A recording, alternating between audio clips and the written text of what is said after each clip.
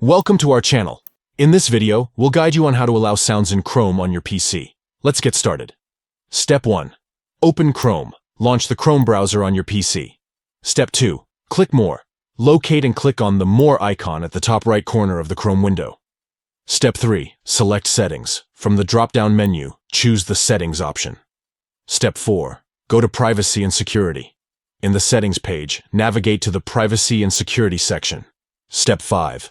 Click Site Settings. Look for the Site Settings option and click on it. Step 6. Click on Additional Content Settings. Within the Site Settings, find and click on Additional Content Settings. Step 7. Open Sound.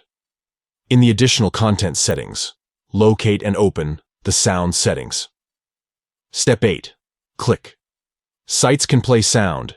Enable the option. Sites can play sound by clicking on it.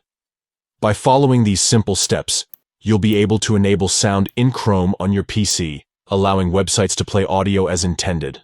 If you found this tutorial helpful, don't forget to give this video a thumbs up and subscribe to our channel for more useful tips and tricks. Thank you for watching.